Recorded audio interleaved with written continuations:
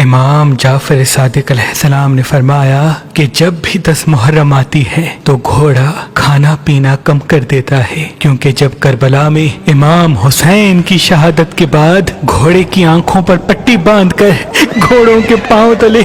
امام حسین کی لاش کو پامال کیا گیا تھا، تو جیسے ہی خون حسین کی خوشبو